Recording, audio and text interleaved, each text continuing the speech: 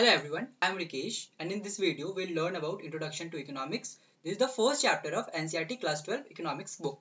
Okay, so first we'll understand how does a simple economy looks like. Okay, so in any society, individuals need a variety of goods and services like food, clothing and education. But no one has everything they require. So basically what does it mean? जब भी आप एक society में जाओगे आपको बहुत सारे individuals मिलेंगे, उनको बहुत सारी चीजों की जरूरत है, राइट? जैसे आप खुद का एग्जांपल लो, आपको क्या क्या चाहिए? आपको चाहिए फूड, आपको चाहिए क्लोथिंग, आपको चाहिए education, and there is a lot of luxury things that you also need, right? But whatever we need, do we have everything? No. Why we don't have everything?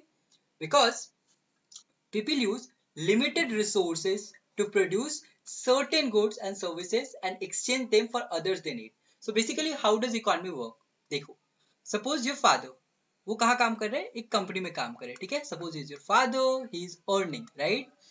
Suppose he works in a company, ठीक है?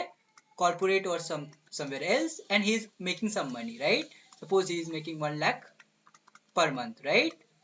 So from this money what you guys are doing? You guys are deciding कि हमें क्या खरीदना है और क्या नहीं खरीदना, because in 1 lakh you cannot buy everything under the sun, right? You can buy only few things. और वो चीज आप कैसे डिसाइड करोगे कि आपको क्या खरीदना है? अपने प्रायोरिटीज पे, कि आपका डिमांड कैसे है. सपोज आपके घर में बहुत ज्यादा बूढ़े अगर कोई है तो आप दवाइयों पे खर्च करोगे, घर में बच्चे हैं तो आप पढ़ाई पे खर्च करोगे, राइट? सो यू डिसाइड कि हाउ आपकी जरूरतें क्या है, और अकॉर्डिंग टू योर जरूरतें आप चीजों को, पैसे को रिलोकेट अलोकेट करते हो चीजें खरीदने में, right?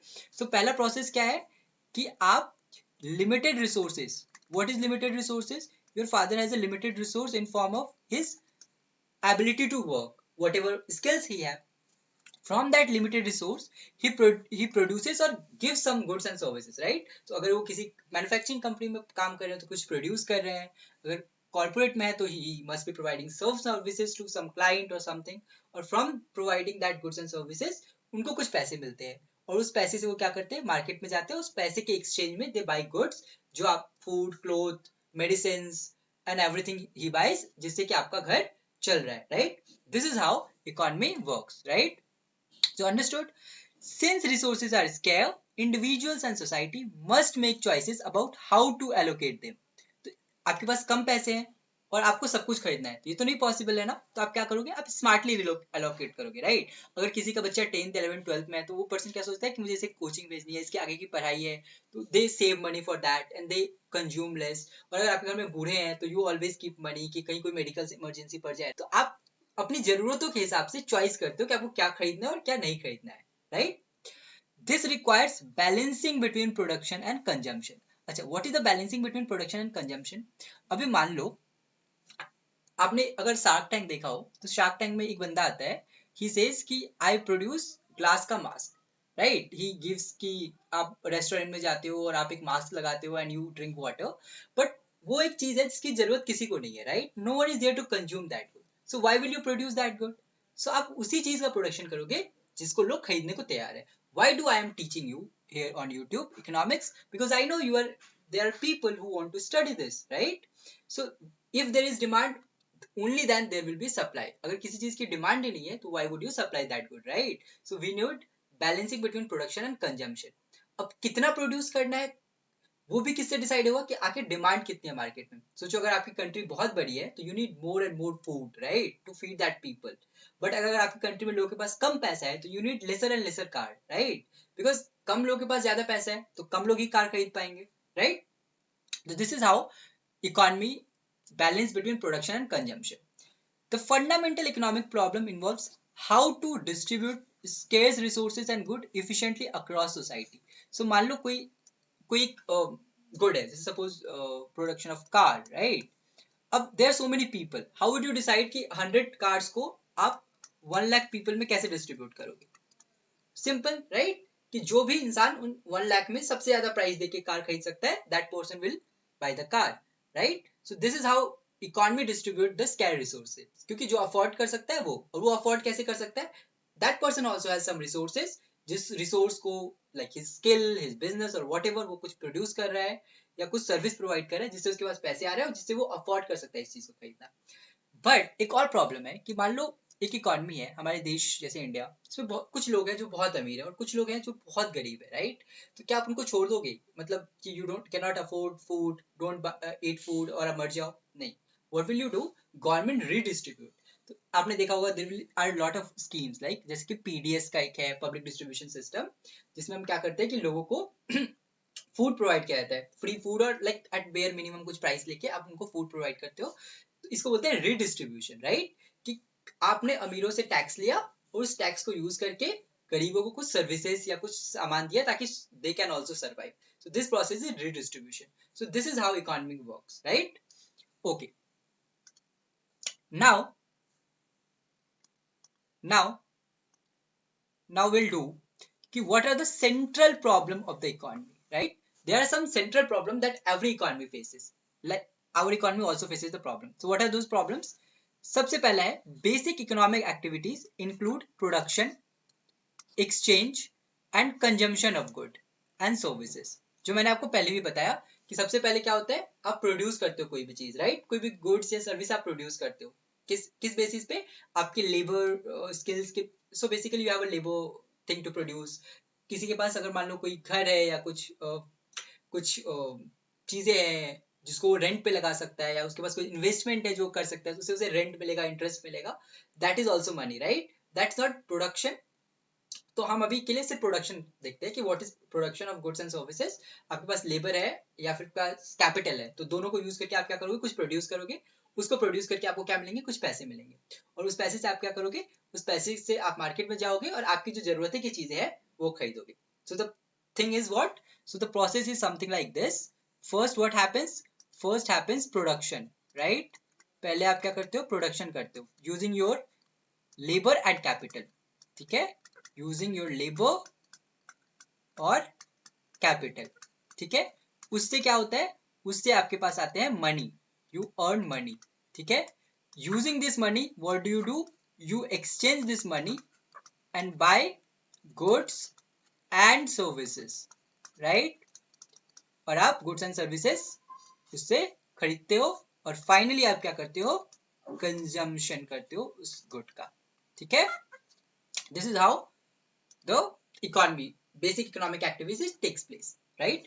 Now the thing is, the scarcity of resources leads to the problem of choice, as resources have competing uses, right? तो जब resource scarce होंगे तो problem of choice आएगा। जैसे मान लो एक problem of choice क्या आ सकती है कि मान लो ये एक suppose there is a building, right? Some building, अब यहाँ पे दो लोग आए, ठीक है? एक बंदा बोल रहा है कि मुझे यहाँ पे एक कॉर्पोरेट ऑफिस बनाना है, और एक बंदा बोल रहा है कि मुझे एक कोचिंग इंस्टीट्यूट चलानी है इंडिविजुअल, उसके लिए मुझे ये जगह चाहिए। अब सोचो, दो लोग हैं लेकिन बिल्डिंग एक ही है। अब ये बंदा किसको वो बिल्डिंग देगा, जो ज्यादा उसको रेंट पे करेगा, right? And in normal circumstances this corporate guy will pay him more rent, so he will give it to him, right?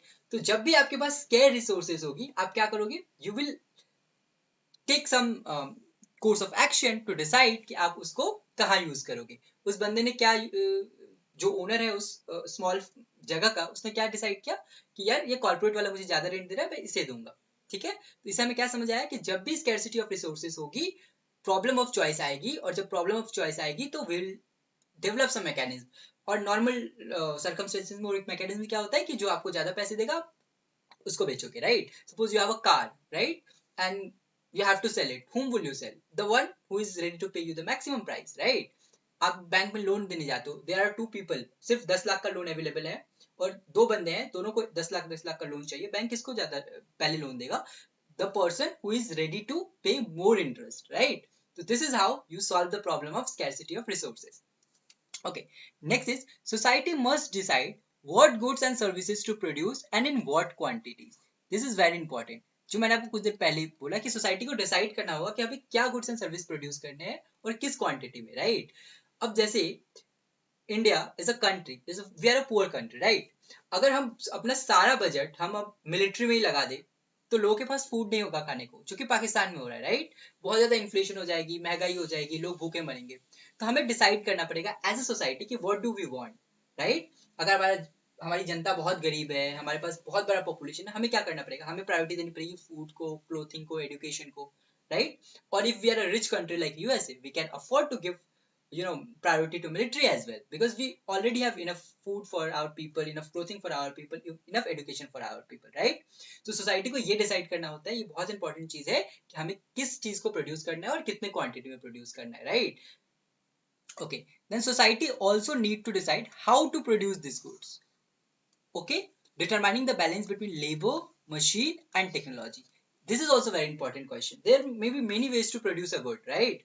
जैसे मान लो कि जैसे you are a person, right? You are a student of class 11, 12 economics or whatever you are, whoever you are, you are a student, right? आपके पास दो तरीके हैं, दो क्या बहुत सारे तरीके हैं आपके पास पढ़ने के, right?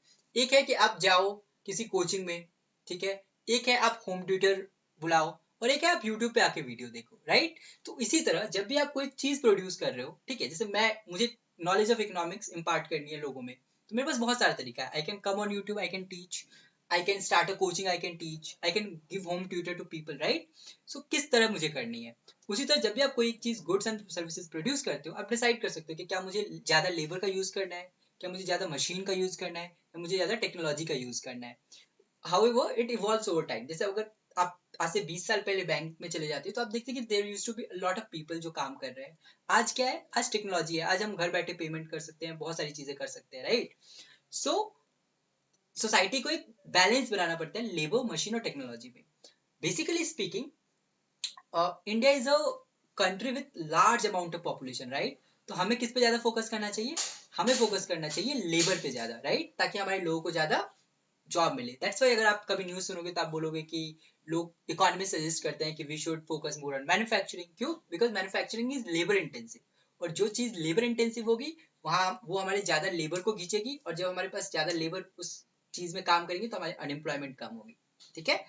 Okay, finally society must determine for whom the goods are produce. ये आपको जानना पड़ेगा कि ये जो गुड आप प्रोड्यूस कर रहे हो किसके लिए प्रोड्यूस कर रहे हो, राइट? और वो कैसे आप डिस्ट्रीब्यूट करोगे उस रिसोर्सेज को among individuals in the economy. If you are producing a car, you are not producing it for the bottom people, right? You are not producing it for the poorest people. You are producing it is for the rich people. जैसे Lamborghini है, उसको पता है कि मेरा market बहुत छोटा है और बहुत अमीर लोग हैं, ठीक है? अगर आप चप्पल बना रहे हो, राइट? अगर आप जूते बना रहे हो, तो आप जानते हो कि उस जूते आप किसके लिए बना रहे हो? आप गरीब लोगों के लिए बना रहे हो. अब प्यूमा कोई जूता बना रहा है तो वो किसके लिए बना रहा है? At a middle class people who can afford it, right? Poor people can not afford it. So this is how कि व्हेन सोसाइटी को ये पता करना पड़ेगा कि ये जो गुड हम प्रोड्यूस कर रहे हो किसके लिए कर रहे हैं. जैसे मुझे पता है कि if I am teaching economics, whom do I am teaching economics, right? तो ये आपको पता होना पड़ेगा, तभी आप और फिर आप उसको उस अकॉर्डिंगली डिस्ट्रीब्यूट करोगे रिसोर्सेज को इंडिविजुअल्स में इन द इकोनॉमी, ठीक है? Now comes the concept of production possibility frontier. ठीक है, ये समझना बहुत जरूरी है. What is production? You know what is possibility? Possibility मतलब कि कितना प्रोडक्शन पॉसिबल है in economy. Let's come to this very simple. So देखो, resources in an economy are limited. So आप जब भी इकोनॉमिक्स पढ़ोगे आपको ये पता चलेगा कि limited resources and unlimited wants, ये बेसिक है इकोनॉमिक्स का. बिना बिना इसके तो इकोनॉमिक्स चल ही नहीं सकती. ये जो इकोनॉमिक्स हम पढ़ते हैं ये क्यों पढ़ते हैं? Because there are unlimited wants, right? सबको सब कुछ चाहिए, पर देयर आर लिमिटेड रिसोर्सेज, तो सबको सब कुछ नहीं मिल सकता, राइट? तो इसी प्रॉब्लम को सॉल्व करने के लिए वी स्टडी इकोनॉमिक्स, राइट?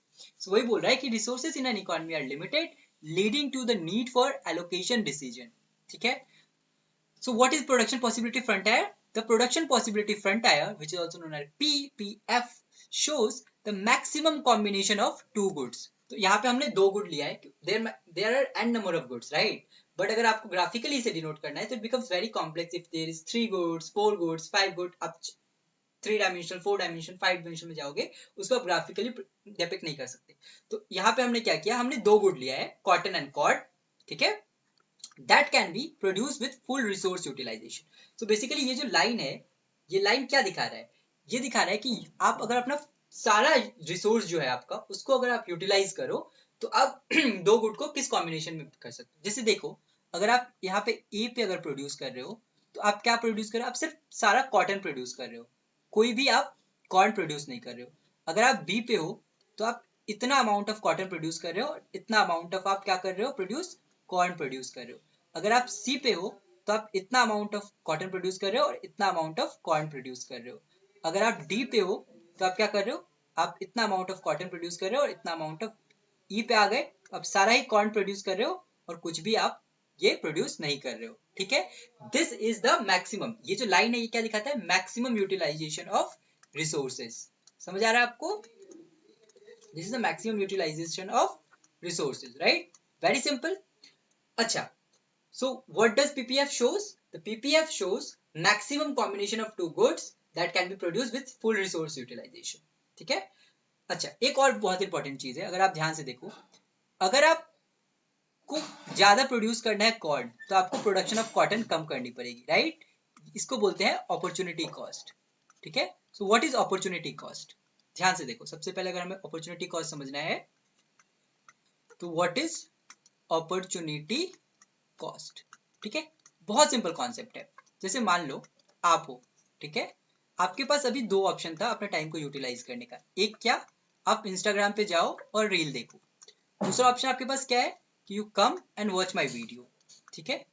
तो अगर मैं आपसे पूछूं कि मेरे वीडियो को देखने का what is your opportunity cost, तो ये reel is the opportunity cost, reel is the opportunity cost of watching my video, ठीक है। So the alternative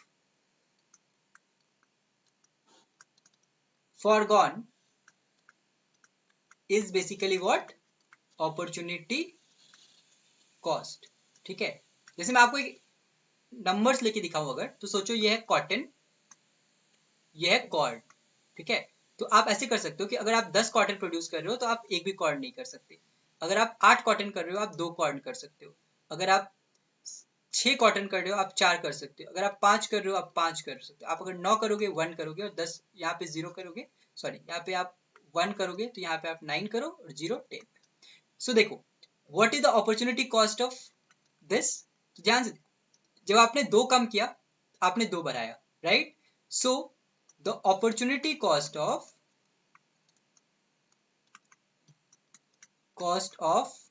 one cotton is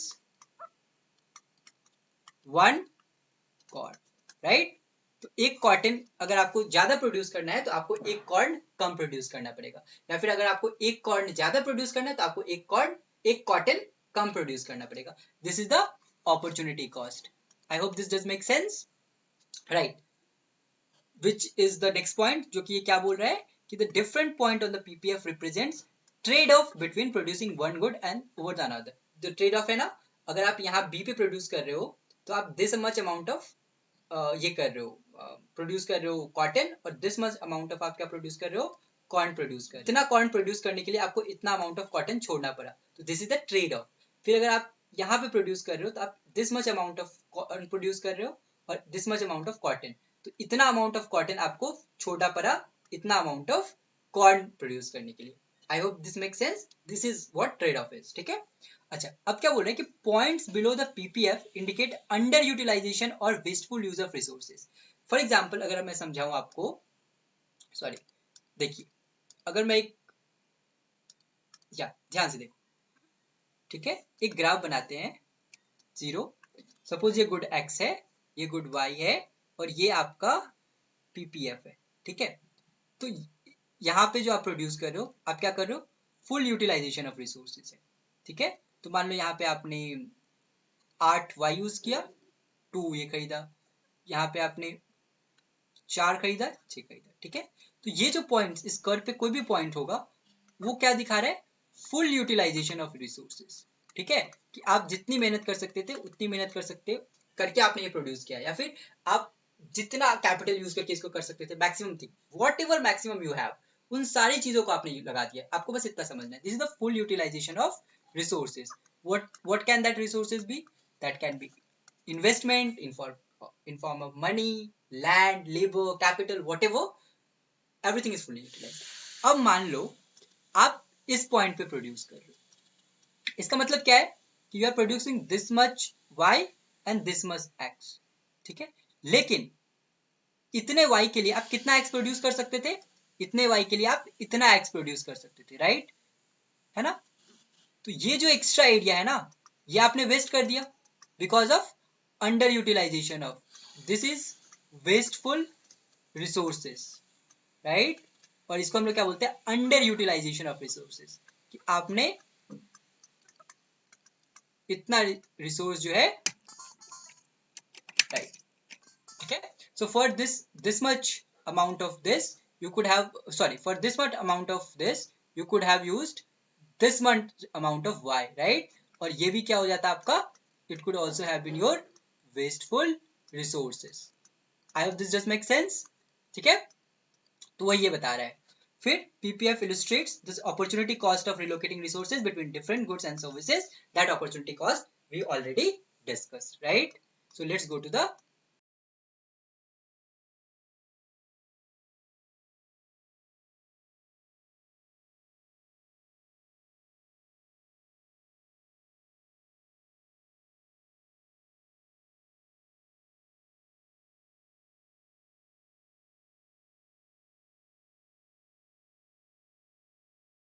right, उसका प्राइस क्या होगा, कौन उसको कंज्यूम करेंगे, कितना कंज्यूम करेंगे, ये सब चीजें कौन डिसाइड करता है, ये गवर्नमेंट डिसाइड करता है। Government decides how resources are allocated and how goods and services are distributed to benefit society as a whole, ठीक है। तो इसमें क्या होता है, इसमें गवर्नमेंट उन चीजों पे फोकस करती है, जैसे मान लो कि जब हमारे इंडिया इंडिपेंडेंट हुआ था, राइट, तो सब बहुत गरीबी थी, तो सब पहला फोकस क्या होना था कि कैसे लोगों को पैसे दिए जाए, कैसे भुखमरी बहुत थी, बहुत गरीबी थी, तो कैसे लोगों को एटलीस्ट 2 टाइप का खाना मिल पाए, ठीक है। तो पहले उनका फोकस ये था। तो सेंट्रली प्लान्ड इकोनॉमी में ये होता है कि हम, गवर्नमेंट डिसाइड करती है कि हमें किस चीज पे फोकस करना है, हमें ज्यादा अनाज पे उपजाने पे खर्च करना है। जैसे आपको पता होगा ग्रीन रिवॉल्यूशन, गवर्नमेंट ने फोकस किया कि नहीं हमें एग्रीकल्चर प्रोडक्शन बहुत बढ़ाना है। फिर कभी गवर्नमेंट ने हेवी इंडस्ट्रीज पे खर्च किया कि नहीं हमें चीज़ों पे जाना है, हमें ज़्यादा मैन्युफैक्चरिंग करना है ताकि ज़्यादा लोगों को रोजगार मिले। तो ये सब चीज़ें कौन डिसाइड करती है, गवर्नमेंट, और वो प्लान करती है और उसके अकॉर्डिंग हर इंडिविजुअल कंट्री में काम करता है फॉर दैट पर्पस, ठीक है। Other profit is कि essential good like education or healthcare are underproduced if government may encourage individuals to produce more or directly produce these goods, ठीक है। तो अगर एजुकेशन और हेल्थ केयर अगर आप सोचो प्राइवेट पे छोड़ दिया जाए, अगर आप देखो इंडिया में how expensive education is, right, तो अगर सिर्फ प्राइवेट एजुकेशन और पब्लिक एजुकेशन नहीं है फिर क्या होगा, फिर ये हो जाएगा कि it becomes very difficult for poor people to get educated, right. So इसीलिए अगर गवर्नमेंट ने प्राइवेट पे ही छोड़ दिया तो हेल्थ केयर कितनी महंगी है, सबको नहीं मिल पाएगी, राइट, अंडर प्रोड्यूस होगा। तो इसीलिए गवर्नमेंट इंकरेज करती है इंडिविजुअल्स को कि ज्यादा प्रोड्यूस करो। और गवर्नमेंट ने काबू भी रखा है कि you can not take more than this price, मतलब गवर्नमेंट रेगुलेट भी करती है प्राइवेट स्कूल्स को, प्राइवेट हॉस्पिटल्स को, कि आप इतना प्राइस नहीं चार्ज कर सकते वगैरह वगैरह, ठीक है। तो this are what centrally planned economy do. The government may also intervene to ensure equitable distribution when certain groups receive too little to survive. For example, मान लो कि देश में बहुत लोगों को बहुत पैसा मिल गया, तो गवर्नमेंट क्या बोल सकती है कि जो अमीर लोग हैं वो अपने अपना 10% एज टैक्स देंगे गवर्नमेंट को, और गवर्नमेंट क्या करेगी उस पैसे को लेके पुअर पीपल पे, गरीब लोगों को वो देगी, रिडिस्ट्रीब्यूट करेगी, राइट। तो this kind of action government can take if it is a centrally planned economy, ठीक है। और उसमें क्या होता है कि the central authority aims to achieve both efficient resources of allocation and fairness in the distribution of goods and services. ऐसा ना हो जाए कि कुछ लोग बहुत पैसा कमा रहे हैं और कुछ लोग बिल्कुल नहीं कमा रहे। तो this is what the centrally planned economy is, ठीक है।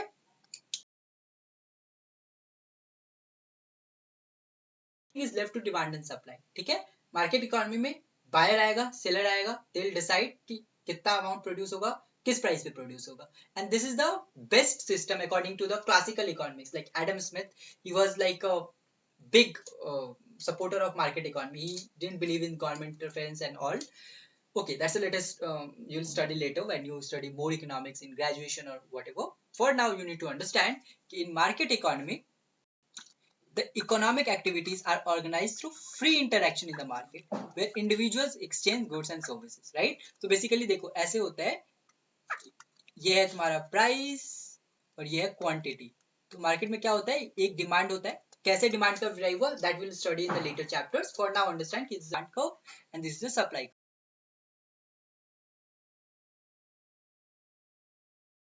डिसाइड्स, ठीक है। ओके, नाउ मार्केट मींस जो आपके घर का मार्केट है वो नहीं।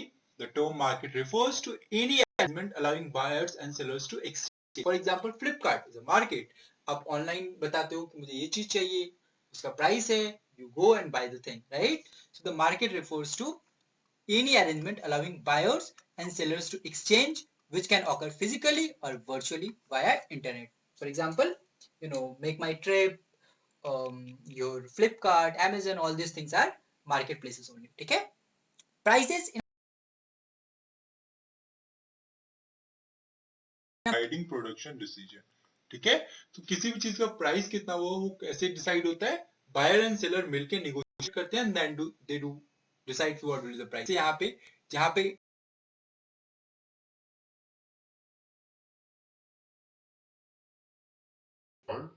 which I have with the price which is 1 lakh. When somebody comes and say, I'll pay you 1 lakh and give me the car, he won't, right? Because a large amount of buyers and a large amount of sellers have mutually decided that price. ठीक है? So price signals help coordinate the activities of individuals, ensuring the right amount of goods are produced based on the demand. ठीक है? जो price signal होती है, जैसे मान लो there are people, ठीक है?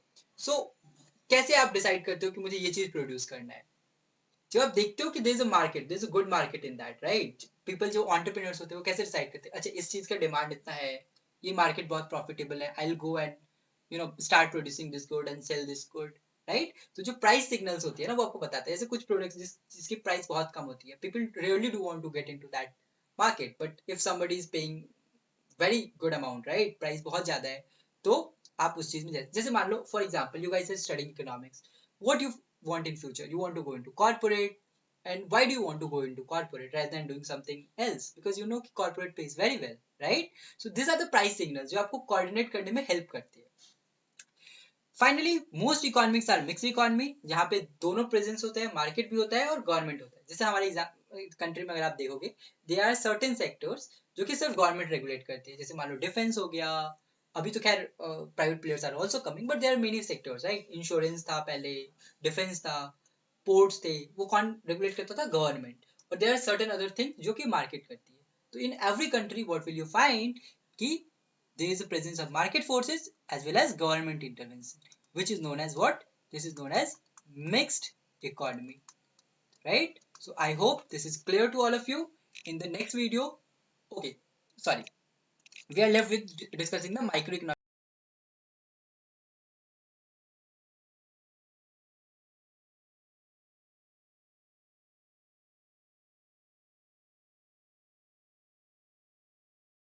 Microeconomics. Right? Whether a firm should decide whether I should produce more amount of this good or I should produce less amount of this good, whether I should leave the market, where I should enter a particular market, whatever, these decisions are what? These are microeconomics, right? So microeconomics focuses on the behavior of individual economic agents in the market, analyzing how prices and quantities of goods are determined. ठीक है, ये जो concern है किसके है? Microeconomics का है. ठीक है, so microeconomics looks at the individual markets,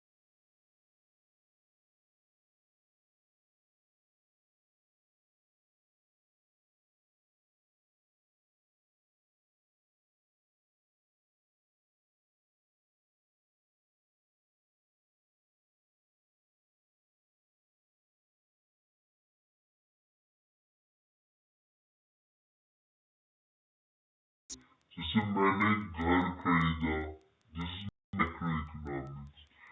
मैंने मैंने आपको पढ़ाया, right, this is microeconomics thing. But macroeconomics में क्या होता है? Resource employment, production, overall GDP, इन सब की बात करते हो. मतलब आप एग्रीगेट लेवल पे पूरे 130 करोड़ इंडियंस को मिला के जो प्रॉब्लम्स है, जब आप उसकी बात करते हो तो that is micro economics. What is micro economics? जब आप उस 130 करोड़ लोगों के इंडिविजुअल लोगों के डिसीजंस या इंडिविजुअल फर्म्स के डिसीजन या इंडिविजुअल इंस्टीट्यूशंस के डिसीजन डिस्कस करते हो तो that is what? That is micro economics. I hope this learned consumer behavior. Thanks for time. Thank you. See you all in the next video.